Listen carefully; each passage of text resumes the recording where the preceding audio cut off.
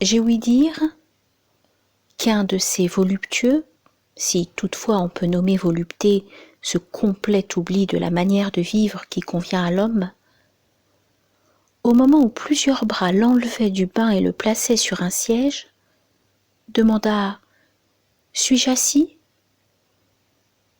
Et cet homme, qui ignore s'il est assis, pensez-vous qu'il puisse mieux savoir s'il vit, s'il voit, s'il est en repos? Je ne saurais dire s'il mérite plus de pitié pour être capable d'une telle ignorance que pour l'affecter. Car si ces gens-là oublient réellement bien des choses, ils feignent aussi d'en oublier beaucoup. Certains vices les charment comme la preuve d'une situation brillante. Il n'appartient qu'à un homme obscur et méprisable de savoir ce qu'il fait. Allez maintenant dire que nos mimes chargent le tableau quand ils tournent en ridicule les excès de notre luxe. À coup sûr, ils en oublient beaucoup plus qu'ils n'en inventent. Oui, dans ce siècle ingénieux seulement pour le mal, les vices, chaque jour plus nombreux, ont pris un essor si incroyable que l'on devrait plutôt accuser nos mimes d'en affaiblir la peinture. Quoi ? Il existe un homme tellement énervé pour les plaisirs qu'il ait besoin d'apprendre d'un autre s'il est assis ? Un tel homme n'est pas oisif. Il faut lui donner un autre nom. Il est malade. Bien plus, il est mort. Celui-là est oisif, qui a le sentiment de son oisiveté. Mais l'homme qui a besoin d'un autre pour connaître la position de son corps, comment pourrait-il être le maître de quelque portion de son temps ?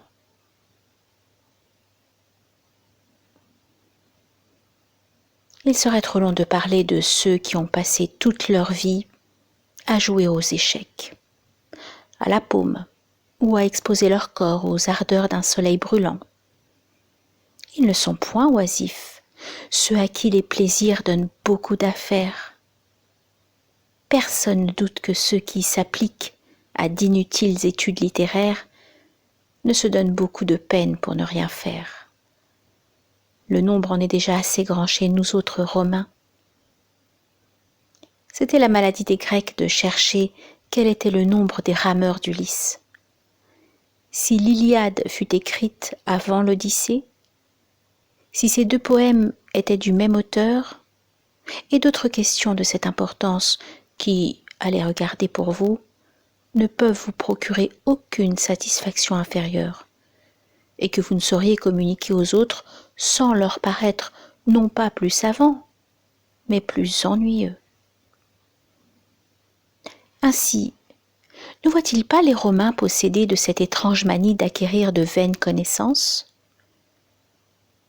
J'ai entendu ces jours derniers un certain philosophe rapporter ce que chacun des généraux romains avait fait le premier. Duilius avait le premier vaincu sur mer, et le premier, Curius Dentatus, montrait des éléphants dans son triomphe. Encore que ces connaissances ne mènent pas à la vraie gloire. Elles tendent, du moins, à nous faire connaître par des exemples les exploits de nos concitoyens. Une telle science n'est guère profitable. Néanmoins, en dépit de sa futilité, elle a dans son objet quelque chose de spécieux. Apprenons à ceux qui aiment ces sortes de recherches quel fut le premier qui engagea les Romains à monter sur un vaisseau. Ce fut Claudius, surnommé pour cette raison Codex, nom que les anciens donnaient à un assemblage de plusieurs planches, d'où les tables publiques où sont inscrites nos lois ont été appelées codes. Et de nos jours encore, les bateaux qui, de temps immémorial, apportent à Rome ces subsistances par le Tibre, s'appellent codicaires. Il est sans doute bien important de savoir que Valerius Corvinus s'empara le premier de la ville de Messana Sana et fut le premier de la maison Valeria qui, empruntant son nom d'une ville prise, fut appelée Messana, puis vulgairement Messala, au moyen du changement d'une lettre. Permis aussi de chercher à savoir que Sylla présenta le premier dans le cirque des lions en liberté, tandis qu'auparavant ils étaient attachés, et que le roi Bocchus envoya des archers pour les tuer. Eh bien, passe encore pour cela, mais que Pompée ait donné le premier au peuple un combat de 18 éléphants contre des malfaiteurs, quel avantage peut-on tirer de la connaissance de ce fait ? Le premier citoyen de Rome, que son extrême bonté a fait comparer à nos anciens héros, crut donner un spectacle mémorable en inventant un nouveau moyen de faire périr les hommes. Ils combattent, c'est peu. Ils sont criblés de coups. Ce n'est point encore assez. Il faut de plus qu'ils soient écrasés par l'énorme masse des éléphants. Mieux valait laisser de pareilles actions dans l'oubli, pour empêcher que quelques hommes puissants ne les connuent dans la suite et n'enchérissent sur ces actes que réprouve l'humanité. Oh, quelle profonde ténèbre répand dans l'esprit des mortels une grande prospérité. Pompée se croyait-il au-dessus de la nature lorsqu'il exposait tant d'infortunés à la fureur des bêtes féroces, nées sous un autre ciel ? Lorsqu'il mettait aux prises des combattants de force si disproportionnée et versait des flots de sang sous les yeux des peuples romains, qu'il devait bientôt forcer d'en répandre davantage. Plus tard, ce même homme, victime d'une affreuse perfidie de la part des Alexandrins, présenta sa tête en fer du dernier des esclaves, et comprit alors sans doute le vain étalage de son surnom. Mais pour revenir au sujet dont je me suis écartée, je vais encore exposer les inutiles efforts de quelques hommes sur des objets différents.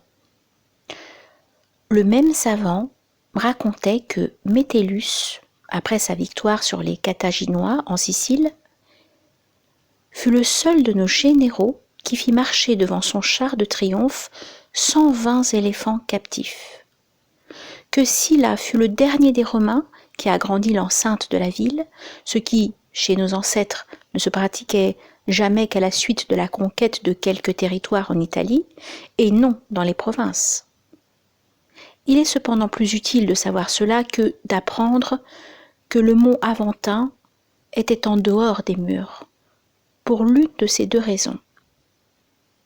Ce que le peuple s'y était retiré autrefois, ou que le peuple s'y était retiré autrefois, ou que Rémus, s'étant placé sur cette montagne pour considérer le vol des oiseaux, les auspices ne lui avaient pas été favorables.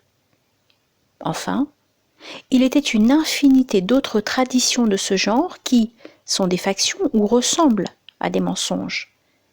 Mais en accordant que ceux qui les reproduisent soient de bonne foi et prêts à les appuyer par des preuves, de qui pourrait-elle corriger les travers ou réprimer les passions ? Qui rendront-elles plus courageux, plus justes, plus libérales ? Notre ami Fabianus doutait s'il ne valait pas mieux ne rien apprendre que de s'embarrasser de pareilles études.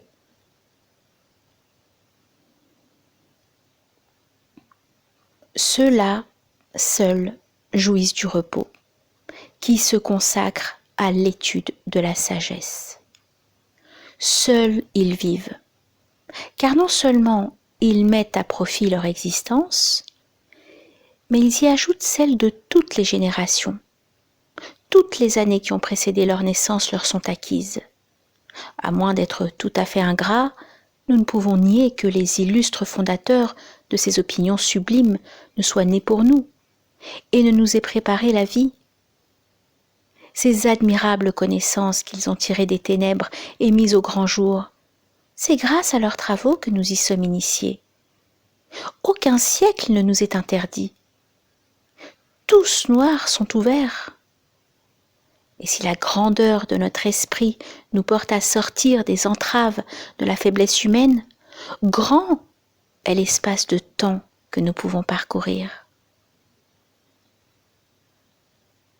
Je puis discuter avec Socrate, douter avec Carnéade, jouir du repos avec Épicure, avec les stoïciens, vaincre la nature humaine, avec les cyniques, dépasser sa portée. Enfin, marcher d'un pas égal avec la nature elle-même, être contemporain de tous les siècles. Pourquoi de cet intervalle de temps si court, si incertain, m'élancerais-je pas vers cet espace immense, éternel, qui me mettrait en communauté avec les meilleurs des hommes?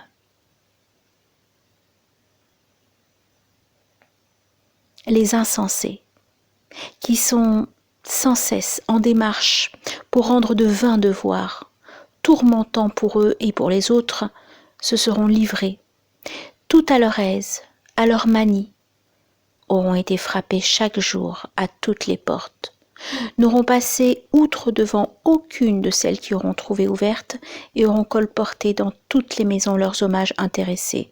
Combien de personnes auront-ils pu voir dans cette ville immense et agitée de tant de passions diverses? Combien de grands dont le sommeil, les débauches ou la dureté les auront éconduits?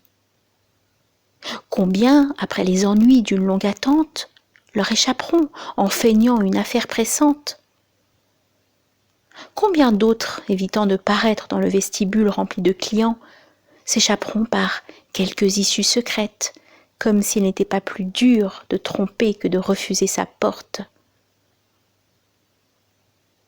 Combien à moitié endormis et la tête encore lourde des excès de la veille, entr'ouvriront à peine les lèvres pour balbutier, avec un bâillement dédaigneux, gueux, le nom 1000 fois annoncé de ces infortunés qui ont hâté leur réveil pour attendre celui des autres.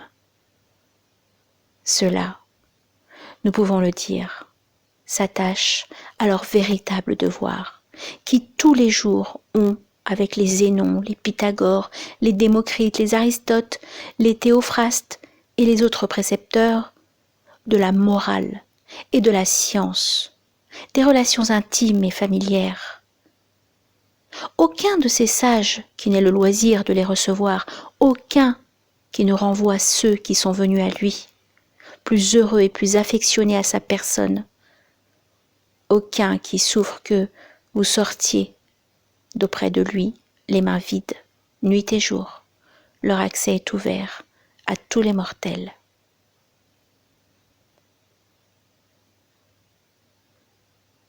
Nul d'entre eux ne vous forcera de mourir. Tous vous apprendront à quitter la vie. Aucun de vous, aucun ne vous fera perdre vos années. Chacun y ajoutera les siennes. Nul ne vous compromettra par ses discours. Nul n'exposera vos jours par son amitié et ne vous fera chèrement acheter sa faveur. Vous retirerez d'eux tout ce que vous voudrez, et il ne tiendra pas à eux que plus vous aurez puisé à cette source abondante, plus vous y puisez de nouveau. Quelle félicité! Quelle belle vieillesse sont réservées à celui qui s'est mis sous leur patronage. Il aura des amis avec lesquels il pourra délibérer sur les plus grandes comme sur les plus petites affaires, recevoir tous les jours des conseils, entendre la vérité sans injure, la louange sans flatterie, et les prendre pour modèle. On dit souvent qu'il n'a pas été en notre pouvoir de choisir nos parents, que le sort nous les a donnés. Il est pourtant une naissance qui dépend de nous. Il existe plusieurs familles d'illustres génies. Choisissez celle où vous désirez être admis. Vous y serez adopté, non seulement pour en prendre le nom, mais les biens et vous ne serez point tenu de les conserver en homme avare et sordide. Ils s'augmenteront au fur et à mesure que vous en ferez part à plus de monde. Ces grands hommes vous ouvriront le chemin de l'éternité et vous élèveront à une hauteur d'où personne ne pourra vous faire tomber. Tel est le seul moyen d'étendre une vie mortelle et même de la changer en immortalité. Les honneurs, les monuments, tout ce que l'ambition obtient par des décrets, tous les trophées qu'elle peut élever, s'écroulent promptement. Le temps ruine tout et renverse en un moment ce qu'il a consacré. Mais la sagesse est au-dessus de ces atteintes. Aucun siècle ne pourra ni la détruire, ni l'altérer. L'âge suivant et ceux qui lui succéderont ne feront qu'ajouter à la vénération qu'elle inspire, car l'envie s'attache à ce qui est proche et plus volontiers l'on admire ce qui est éloigné. La vie du sage est donc très étendue. Elle n'est pas renfermée dans les bornes assignées au reste des mortels. Seul il est affranchi des lois du genre humain. Tous les siècles lui sont soumis comme à Dieu. Le temps passé, il en reste maître par le souvenir. Le présent, il en use. L'avenir, il en jouit d'avance. Il se compose une longue vie par la réunion de tous les temps en un seul. Mais combien est courte et agitée la vie de ceux qui oublient le passé, négligent le présent, craignent pour l'avenir. Arrivés au dernier moment, les malheureux comprennent trop tard qu'ils ont été si longtemps occupés à ne rien faire. Et de ceux qu'ils invoquent quelquefois la mort, n'allez pas en conclure que leur vie soit longue. Leur folie les agite de passions désordonnées qui les précipitent même vers ce qu'ils craignent. Aussi ne désirent-ils souvent la mort que parce qu'ils la redoutent. Ne regardez pas non plus comme une preuve qu'ils vivent longtemps, si le jour souvent leur paraît long, et qu'en attendant le moment fixé pour leur souper, ils se plaignent que les heures s'écoulent avec lenteur. Car si quelquefois leurs occupations les quittent, ils sont tout accablés du loisir qu'elles leur laissent. Ils ne savent ni comment en faire usage, ni comment s'en débarrasser. Aussi cherchent-ils une occupation quelconque, et tout le temps intermédiaire devient un fardeau pour eux. Cela certes est si vrai que, si un jour a été indiqué pour un combat de gladiateurs, ou si l'époque de tout autre spectacle ou divertissement est attendue, ils voudraient franchir tous les jours d'intervalle. Tout retardement à l'objet qu'ils désirent leur semble long, mais le moment après lequel ils soupirent est court et fugitif, et devient encore plus rapide par leur faute, car d'un objet, ils passent à un autre, et aucune passion ne peut seule les captiver. Pour eux, les jours ne sont pas longs, mais insupportables. Combien au contraire leur paraissent courtes les nuits qu'ils passent dans les bras des prostituées et dans les orgies.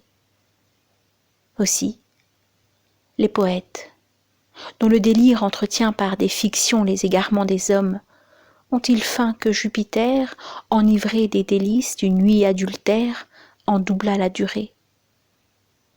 N'est-ce pas exciter nos vices que de les attribuer aux dieux et de donner pour excuser à la licence de nos passions les excès de la divinité?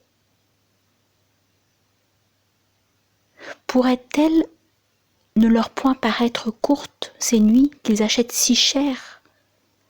Ils perdent le jour dans l'attente de la nuit, et la nuit dans la crainte du jour.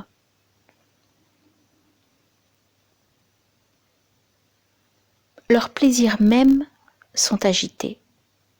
Ils sont en proie à 1000 terreurs. Et au sein de leur jouissance, cette pensée importune se présente à leur esprit. Combien ce bonheur doit-il durer ? Triste réflexion qui a souvent fait gémir sur leur puissance les rois, moins satisfaits de leur grandeur présente qu'effrayés de l'idée de son terme. Lorsque dans des plaines immenses, Xerxès déployait son armée tellement nombreuse que, ne pouvant en faire le dénombrement, il la mesurait par l'étendue du terrain qu'elle couvrait. Ce monarque si orgueilleux ne put retenir ses larmes, en songeant que, de cette multitude d'hommes à la fleur de l'âge, aucun n'existerait dans 100 ans. Mais lui, qui pleurait ainsi, il allait, dans un bien court intervalle, faire périr, soit sur terre, soit sur mer, dans le combat ou dans la fuite, ces mêmes hommes pour lesquels il redoutait la révolution d'un siècle. Mais que dis-je ? Leurs joies mêmes sont inquiètes, car elles ne reposent pas sur des fondements solides. La même vanité qui les fait naître les trouble. Que doivent être, pensez-vous, les moments de leur vie qui, de leur aveu même, sont malheureux, si ceux dont ils s'enorgueillissent et qui semblent les élever au-dessus de l'humanité sont loin de leur offrir un bonheur sans mélange. Les plus grands biens ne sont point exempts de sollicitude, et la plus haute fortune doit inspirer le moins de confiance. Le bonheur est nécessaire pour conserver le bonheur, et les vœux exaucés exigent d'autres vœux. Tout ce que donne le hasard est peu stable, et plus il vous élève, plus haut il vous suspend au bord du précipice. Or personne ne doit se complaire à des biens si fragiles. Elle est donc non seulement très courte, mais aussi très malheureuse, la vie de ceux qui se procurent avec de grands efforts ce qu'ils ne peuvent conserver qu'avec des efforts plus grands encore. Ils acquièrent avec peine ce qu'ils désirent et possèdent avec inquiétude ce qu'ils ont acquis. On ne tient cependant aucun compte d'un temps qui ne doit plus revenir. D'anciennes occupations, on en substitue de nouvelles. Un espoir accompli fait naître un autre espoir. L'ambition provoque l'ambition. On ne cherche point la fin des peines, seulement on en change l'objet. S'est-on tourmenté pour parvenir aux honneurs ? On perd plus de temps encore afin d'y faire arriver les autres. Candidats, sommes-nous à la fin de nos brigues ? Nous devenons solliciteurs pour autrui. Avons-nous déposé la pénible fonction d'accusateur ? Nous aspirons à celle de juge. A-t-on cessé d'être juge ? On veut présider le tribunal. Cet agent mercenaire a vieilli pour gérer la fortune d'un autre. Maintenant, la sienne l'absorbe tout entier. Marius a quitté la chaussure du soldat. Il devient consul. Quintius se hâte de déposer la dictature. Il va bientôt être encore une fois arraché à sa charrue.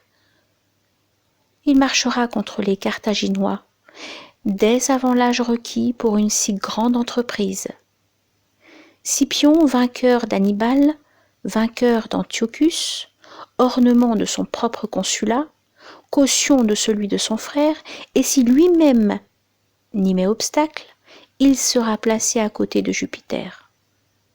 Plus tard, des citoyens séditieux n'en poursuivront pas moins le sauveur de Rome. Et après qu'il aura dédaigné dans sa jeunesse des honneurs qui l'eussent égalé aux dieux, sa vieillesse ambitieuse se complaira dans nul exil sans terme. Jamais on ne manquera de motifs heureux ou malheureux de sollicitude. Les affaires nous interdiront le repos toujours désiré, jamais obtenu.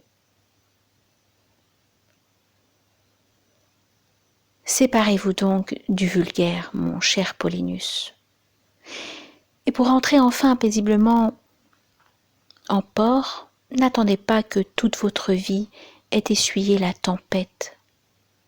Songez combien de fois vous avez bravé les flots, combien de tempêtes privées vous avez soutenues, combien d'orages publics que vous avez attirés sur votre tête.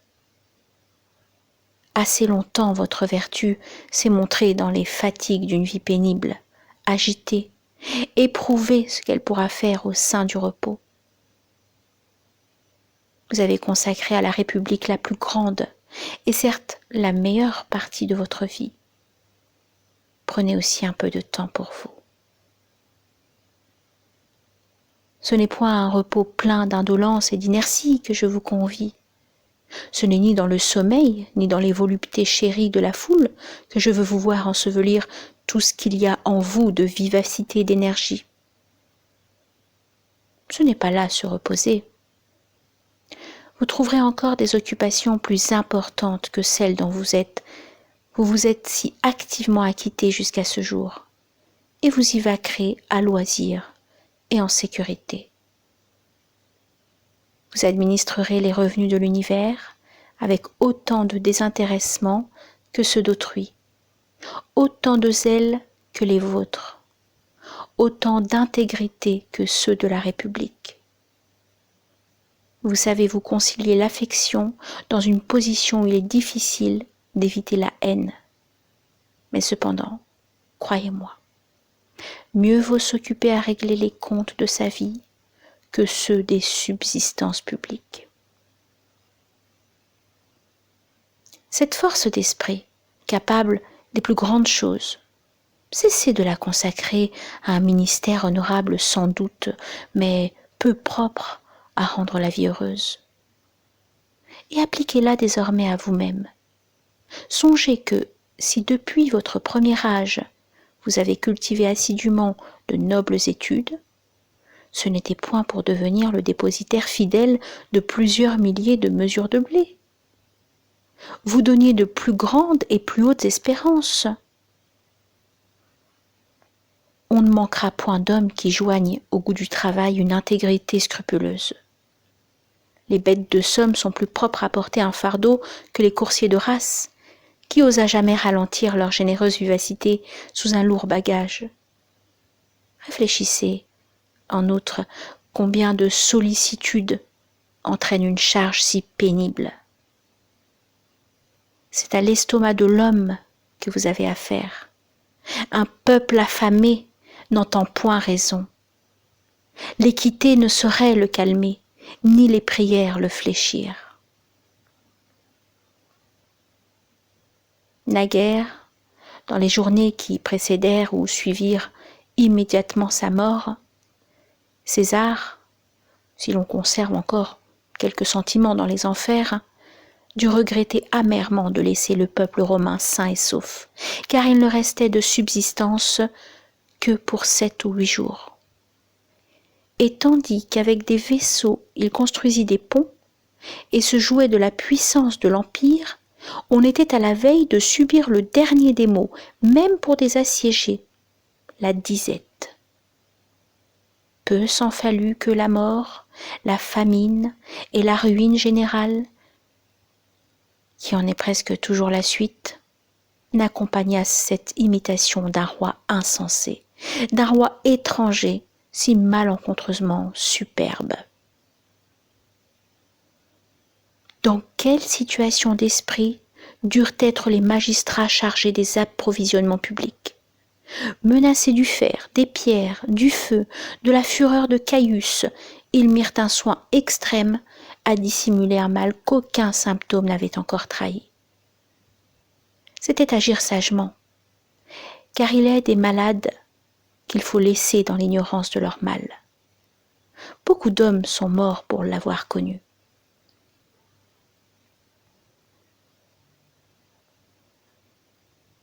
Cherchez donc un asile dans des occupations plus tranquilles, plus sûres, plus hautes. Veillez à ce que les arrivages du blé s'effectuent sans fraude, à ce qu'il soit soigneusement emmagasiné dans les greniers, de peur qu'il ne s'échauffe ou qu'il ne se gâte par l'humidité. Enfin, à ce que la mesure et le poids s'y trouvent. Pensez-vous que de tels soins puissent être comparés à ces saintes et sublimes études que vous révéleront la nature des dieux, leurs plaisirs, leurs conditions, leurs formes, vous feront connaître la destinée réservée à notre âme?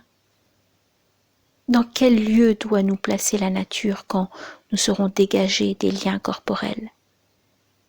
Quelle puissance soutient au milieu de l'espace les corps les plus pesants? Au-dessus, les plus légers portent la matière ignée dans les régions les plus hautes. Imprime aux astres leur révolution. Produit enfin mille autres phénomènes encore plus merveilleux. Voulez-vous, abandonnant la terre, élever votre esprit à ces hautes connaissances? Maintenant que votre sang circule avec chaleur et que vous êtes dans la force de l'âge, dirigez-vous vers ces objets dignes de votre préférence.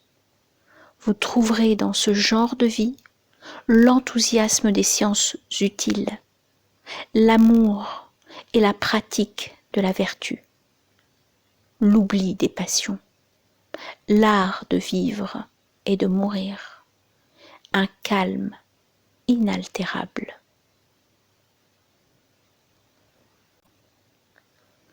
La condition de tous les gens occupés est malheureuse. Plus malheureuse est celle des hommes qui chargent leur vie de soins qui ne sont pas pour eux, attendant pour dormir qu'un autre dorme, pour faire un pas qu'un autre marche, pour manger qu'un autre ait appétit. L'amitié, la haine, les plus libres de toutes les affections, sont, chez eux, à commandement.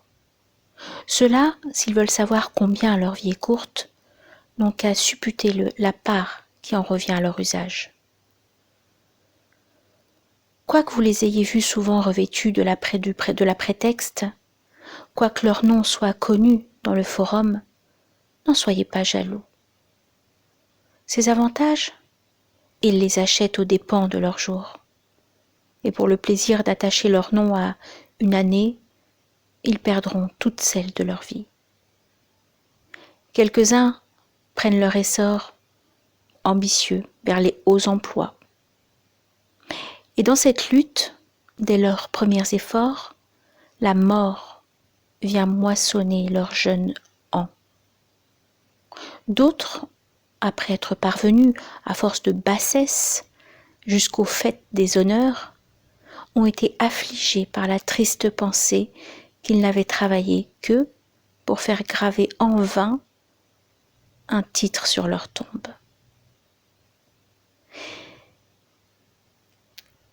Il en est enfin dont la décrépitude, tout occupée des fraîches espérances qui ne conviennent qu'à la jeunesse, a succombé de faiblesse au milieu de leurs grands et malencontreux efforts. Honte à ce vieillard qui a rendu l'âme comme il défendait de vils plaideurs et recherchait les applaudissements d'un auditoire ignorant. Honte à celui qui, plutôt lassé de vivre que de travailler, a succombé au milieu de ses occupations. Honte à celui qui, expirant sur les trésors qu'il amassait, devient la risée d'un héritier qu'il a longtemps fait attendre. Je ne puis passer sous silence un exemple qui se présente à mon esprit. Turanus, vieillard d'une activité et d'une exactitude rares, était chargé de l'approvisionnement de Rome.